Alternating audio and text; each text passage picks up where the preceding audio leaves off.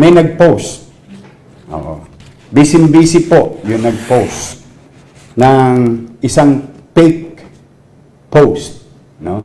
Wala silang magawa sa buhay. Basta sila kumain lang, di baling sirain nila ang gobyerno, di baling sirain nila ang utak ninyo para kayo tumaas lalo ang stress ninyo. Sa pangangamba ninyo, doon kumikita yung ilang individual. Yun ang pinakakain nila sa kanilang bituka at sa bituka ng kanilang pamilya. So para kumita lang sila, yung mga ilang individual na work at home, pindot sa internet, sirain ang utak, kaisipan, damdamin ng tao.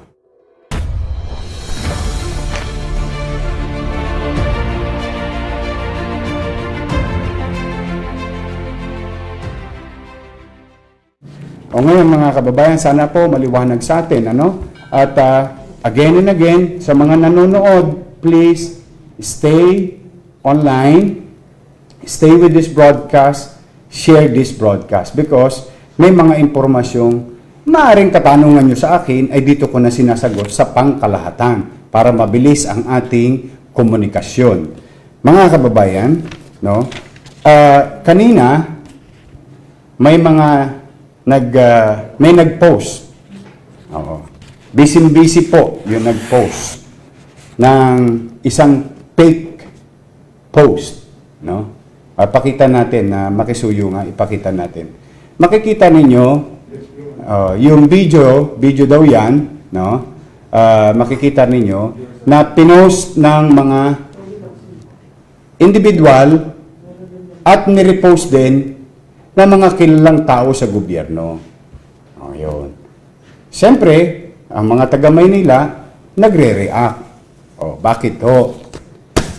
Dahil kung taga-Binondo ka, dahil kung taga-Tondo ka, alam mo na kagad na fake news. No? Alam mo na kagad na yung video, no, yung bidyong pinost.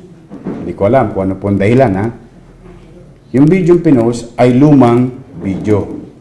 Sa totoo lamang, ito pong bidyong ito na pinopost ng isang netizen, gusto ko lang ipaalala, hinahanap na po ng alagad ng batas ng Cybercrime Division yung taong nag-post ito at mga nag-repost ito kung meron silang violation under cybercrime law. No? Hinahanap na po ngayon at medyo may natuntun po kaming isa. Malayo-layo po. Bandang southern part of the Philippines. Hindi ko po alam anong dahilan. Bakit ang isang taga-southern part of the Philippines magpo-post ng video sa Maynila na hindi naman siya taga-Maynila? I don't know.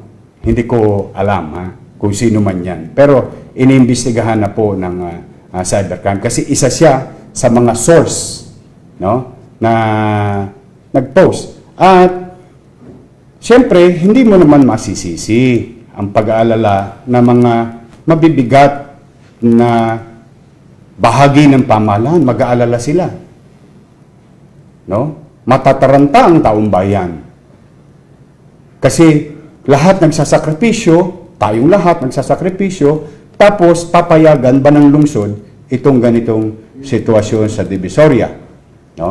Ngayon, mabuti na lamang, marami ring netizen na katulad din nyo. Marami. Ang nag-post ng picture din na hindi totoo yung sitwasyon.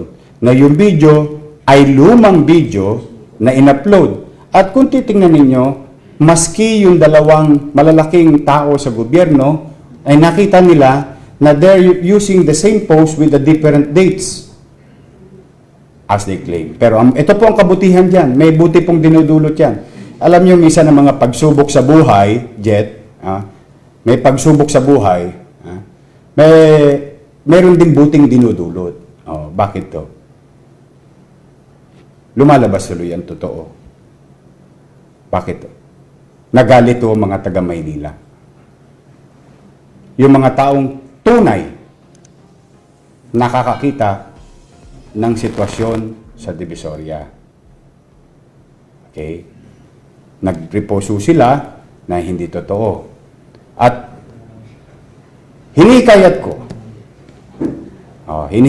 ko yung mga taga-Binondo, hinihikayat ko yung mga taga-Tondo sa area na yun. Kayo po ang mag-post kung masama po ang sitwasyon sa Divisoria. Pero, humingi na po ng pasensya. Ito naman ang buti dyan. Importante naman yun. Yung pag may nagkamali, babangon na lang tayo sa pagkakamali natin. Let's move on. So, let's try to move on. But, I hope this will be a fair warning. Tayo po nasa krisis. Ang kalaban natin, COVID-19 virus. Hindi natin kailangan magturuan, magsisihan. Bakit? Kahit anong gawin ng gobyerno,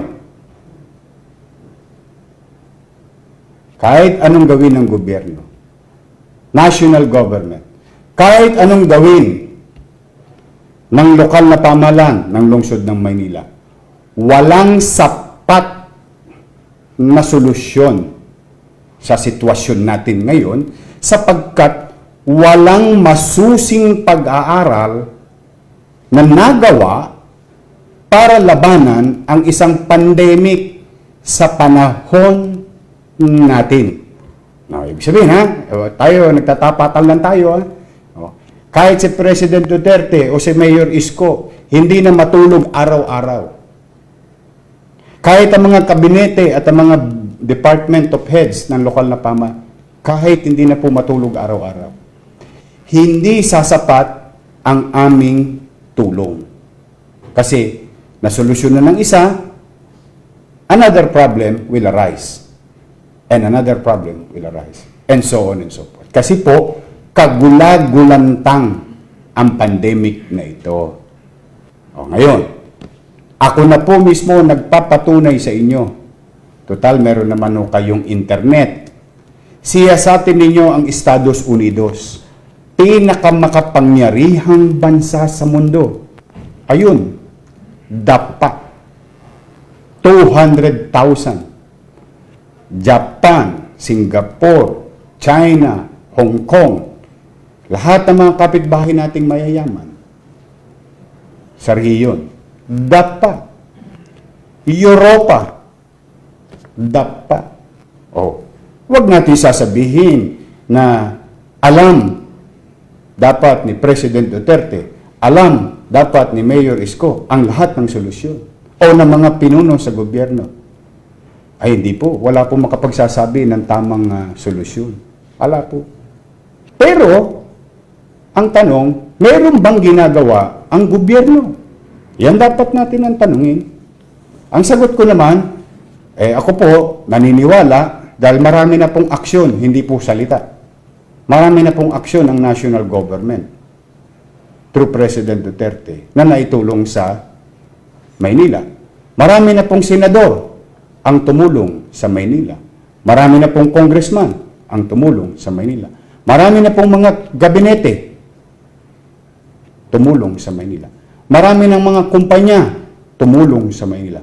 Pribadong kumpanya tumulong sa Maynila.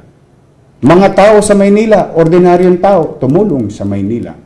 Barangay official, nag-donate, tumulong sa Maynila. Individual, tumulong sa Maynila. So ano pong ibig sabihin, mga kababayan? Nagtutulong-tulungan ng lahat. Pero may mga ilang individual pa rin. Wala silang magawa sa buhay. Basta sila kumain lang, di baling sirain nila ang gobyerno, di baling sirain nila ang utak ninyo para kayo tumaas lalo ang stress ninyo, para kayo lalo maging anxious, para lalo kayo mangamba, para lalo kayo mag-alimpuyo. So sa pangangamba ninyo, sa alimpuyo ninyo, sa inis ninyo, sa takot ninyo, doon kumikita yung ilang individual.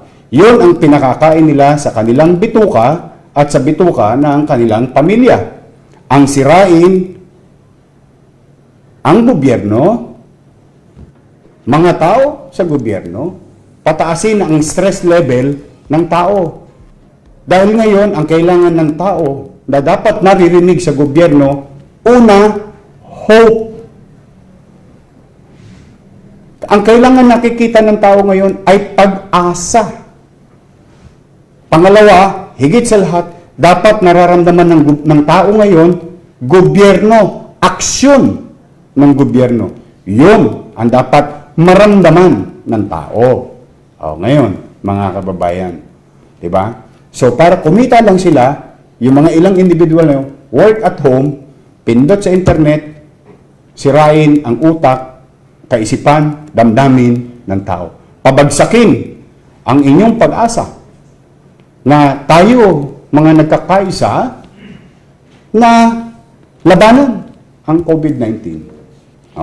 Pero, sabi nga, ang katotohanan ay hindi may kukubli.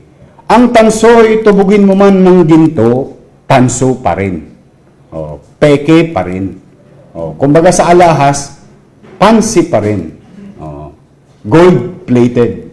Hindi tunay na gold. So, mga kababayan, ayan po importante po yan na we should start learning how to discern. Maging mapanuri tayo. Kasi po, may mga batas na po ngayon na umiiral. At sa tingin ko po, mga kababayan, mahigpit po ang gobyerno ngayon na bantayan ang mga nagpapakalat ng fake news. Kasi hindi po siya nakakatulong. At yan din mga individual na yan na nagpapakalat ng fake news, ayan din yung mga individual na wala pang naitulong sa inyo. Wala pang naitulong sa kapwa nila, wala pang naitulong sa bansa, at hindi bahagi ng solusyon ng ating krisis na kinakaharap. Hindi po nila nararamdaman, mga kababayan, yung hinagpis ninyo, yung pagkayamot ninyo, yung pagkabugnot ninyo, yung paghihirap ninyo na gusto nyo nang maging normal ang buhay natin. Hindi nila alam yun. Ang alam nila, sila ay susweldo sa mga amo nilang politiko. Para kumita lamang at mapalaganap na mapaangat yung mga politikong natalo na sa halalan o mga politikong may interes sa ibang posisyon para sa kasikatan ng iba, mga apak ng iba.